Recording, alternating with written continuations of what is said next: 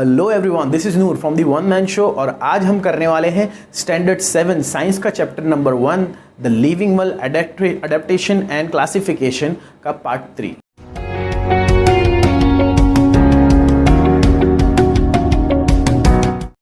आइए दोस्तों शुरू करते हैं part 3 of living world adaptation and classification.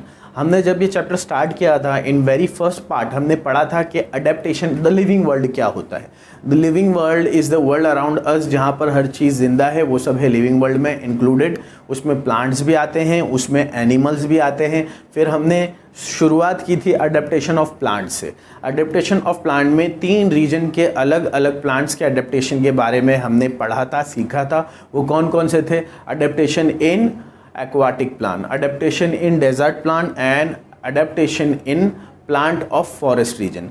आज हम 3 और पढ़ने वाले हैं और इस तरह से हमारा अडेप्टेशन ऑफ प्लांट इस चैप्टर के लिए और क्लास 7 के लिए ख़त्म हो जाएगा।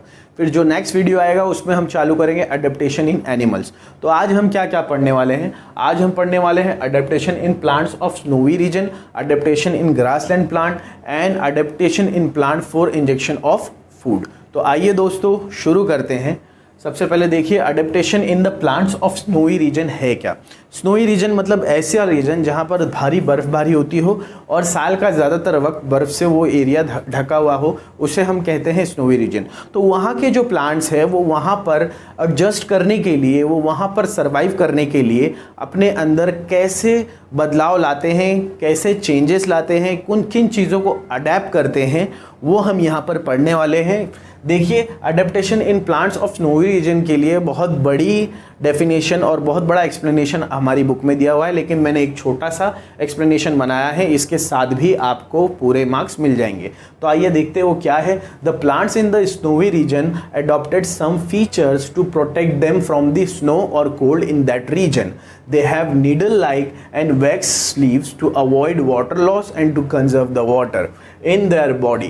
Also, the structure of the tree is cone-like so that the snow can easily fall from the tree. इसका मतलब क्या हुआ कि वो लोग जो अपने में एडेप्शन, वो जो लोग कह रहा हूँ मैं सॉरी, वो जो पेड़ है, वो ट्रीज़ है, वो प्लांट्स है, वो जो अपने में अडेप्टेशन करते हैं वो किस लिए करते हैं? स्नोवी रीजन में बहुत ज़्यादा ठंड होती है, इस वजह से उस ठंड से, उसके स्नो से मतलब उन बर्फ़बारियों से और उसकी ठंड से बचने के लिए।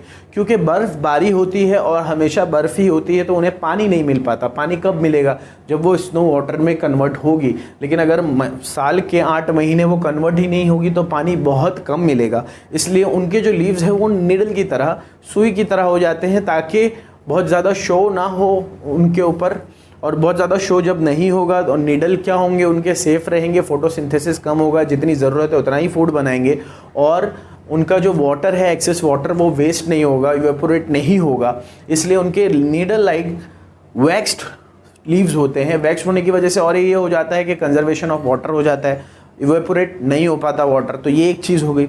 उसके बाद में जो और दूसरी चीज़ दी हुई है कि water in their body, also the structure of the tree, जो खास तरह के बड़े ट्रीज़ होते हैं वो कोन लाइक शेप में होते हैं। आपने देखे होंगे, फोटोज़ देखी होंगी स्नोवी रीजन्स की, या आपने मूवीज़ वगैरह में देखा होगा। स्नोवी रीजन के बारे में जब भी बताता है वहाँ पर जो भी ट्रीज़ होते हैं वो ऐसे होते हैं।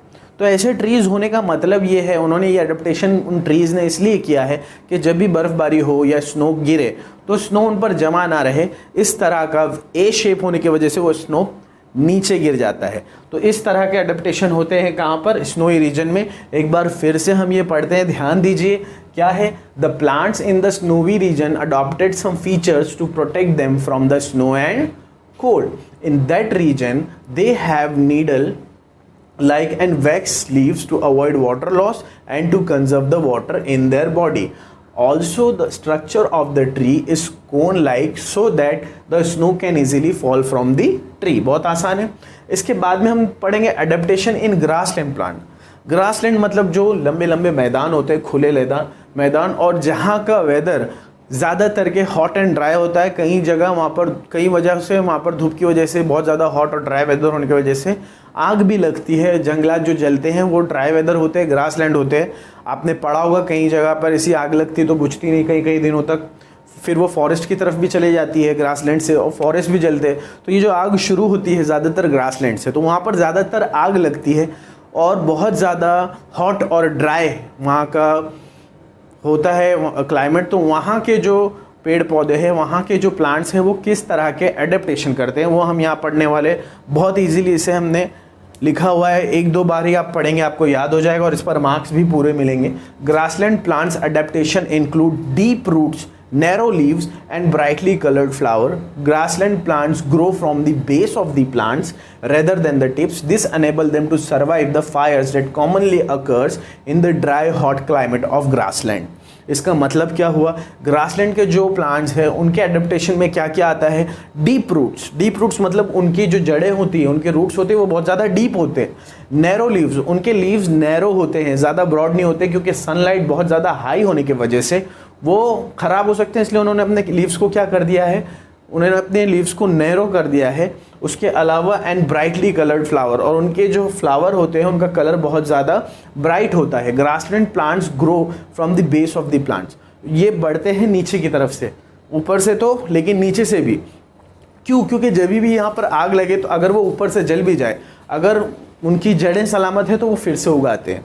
ऐसा नॉर्मल दूसरे फॉरेस्ट रीजन के पेड़ों में या प्लांट्स में ऐसा नहीं होता। अगर उन्हें आग लग जाए तो अगर वो आधे अधूरे भी जले, उनके प्लांट्स उनके जड़ों तक ना भी पहुँचे, उनके रूट्स तक ना भी पहुँचे, तो भी वो ख़राब हो जाते हैं, वो ख़त्म हो जाते हैं। लेकिन ग्रासलैंड के जो प्लांट्स होते हैं वो उनके क्योंकि रूट्स बहुत ज़्यादा मजबूत होते हैं, उनकी ज़्यादातर जान उनके रूट्स में होती है, तो अगर वो ऊपर से जल भी जाते हैं तो फिर वो वापस से नए उगाते हैं। This enable them to survive the fires that commonly occur in the dry hot climate of grassland. एक बार मैं वापस से पढ़ रहा हूँ, अच्छे से ध्यान दीजिए, बहुत ईजी है। Grassland plants adaptation include deep roots, narrow leaves and brightly colored flowers. Grassland plants grow from the base of the plants rather than the tips. This enables them to survive the fires that commonly occurs in the dry hot climate of grassland.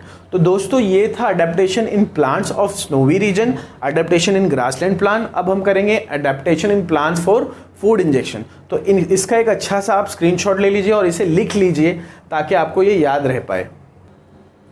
आइए दोस्तों शुरू करते हैं। Adaptation for injection of food in plant, ये आखिरी plant का adaptation है हमारे 7th की बुक साइंस का। इसमें क्या होता है, adaptation for injection of food in plants का मतलब क्या होता है कि वो प्लांट्स जो खुद का फूड नहीं बना सकते। देखिए कई प्लांट्स होते हैं, बहुत से प्लांट्स जो है, मैक्सिमम प्लांट्स वो वाया फोटोसिंथेसिस खुद का फूड खुद बना लेते हैं, जिसे वो यूज़ करते हैं। सॉइल से न्यूट्रिएंट लेते हैं, वाटर लेते हैं और सन रेज से फोटोसिंथेसिस करके वो लोग अपना फूड बना लेते हैं, जिसे वो यूज़ करते हैं, है ना। लेकिन कुछ प्लांट्स ऐसे होते हैं जिन्हें ये प्रोसेस करने के लिए उनमें कुछ ना कुछ कमी होती है, और वो कमी पूरी करने के लिए वो दूसरे लोगों पर, दूसरे प्लांट्स पर या इंसेक्ट्स पर निर्भर होते हैं, डिपेंडेंट होते हैं। तो ऐसे डिपेंडेंट प्लांट्स के जो फूड का अडेप्टेशन है उसे कहा जाता है adaptation for injection of food in plants. जैसे कि यहाँ पर मैंने बहुत समझाने की कोशिश की, मेरी खुद की बनाई हुई ये एक्सप्लेनेशन है, तो मैं चाहूँगा इसे अच्छे से कीजिए, आपको अच्छी तरह से आ जाएगा। और ये बहुत इंपॉर्टेंट भी है। कई बार ऐसा होता है कि बच्चे समझ नहीं पाते कि इसका मतलब क्या है injection of food in plants का। देखिए, few plants can't perform photosynthesis, hence they are unable of making food for them, so they are dependent on other plants और इंसेक्ट्स। ठीक है, कि कुछ प्लांट्स जो होते हैं वो फोटोसिंथेसिस परफॉर्म नहीं कर पाते, इसीलिए वो खुद का फूड बनाने के लिए अनेबल होते, नहीं बना पाते। तो वो खुद का फूड बनाने के लिए दूसरे प्लांट्स या इंसेक्ट्स पर क्या होते हैं, डिपेंडेंट होते हैं, निर्भर होते हैं। इसे कहते हैं इंजेक्शन ऑफ फूड। लेकिन वो होता कैसे है, देखिए जैसे कि एक प्लांट है डॉडर, ये प्लांट कुछ येलो कलर के थ्रेड लाइक मटेरियल्स होते हैं। ऐसा लगेगा आपको येलो कलर का मोटा सा धागा है जो दूसरे प्लांट से कहीं ना कहीं से जुड़ा हुआ है, दिख नहीं रहा आपको, उस पर फैला हुआ है। उस पर ग्रीन कलर बिल्कुल नहीं होता, उसके लीव्स नहीं होते, सिर्फ येलो कलर का स्टेम होता है। अगर जिस प्लांट के लीव्स नहीं हो तो वो फोटोसिंथेसिस कर ही नहीं पाएगा, इसलिए डॉडर फोटोसिंथेसिस नहीं कर पाता।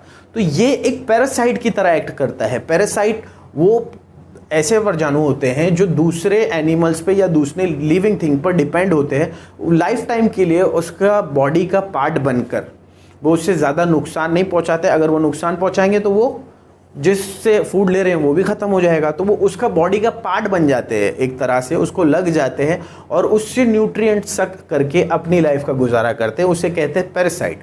और वो दूसरे ऑर्गेनिज्म जिनको वो अपना जिनसे वो अपना न्यूट्रिएंट लेते हैं उन्हें कहा जाता है होस्ट। उन्हें क्या कहा जाता है? होस्ट। तो पैरासाइट और होस्ट का मतलब तो हो गया होगा आपको समझ में। तो डॉटर क्या है, क्योंकि उसके पास तो लीव्स है नहीं, तो उससे आता नहीं है फोटोसिंथेसिस, वो कर ही नहीं सकता, उसके सिलेबस के बाहर है। तो वो क्या करता है, वो पैरासाइट की तरह एक्ट करता है न्यूट्रिएंट सक करने के लिए अपने होस्ट प्लांट के साथ। कहीं ना कहीं से कनेक्ट हो जाता है, उसके ऊपर फैल जाता है, उसे कोई ज़्यादा नुकसान नहीं पहुंचाता, लेकिन उसके बनाए हुए खाने से खुद भी खाना खा लेता है, अगर आप सिंपल लैंग्वेज में देखेंगे तो। ठीक है। दूसरा है, बहुत से ऐसे प्लांट भी है जैसे कि Drosera, Venus fly trap, pitcher plants, ये क्या करते हैं, इनके अंदर नाइट्रोजन नहीं बनता। फोटोसिंथेसिस के लिए ज़रूरी है नाइट्रोजन बनना।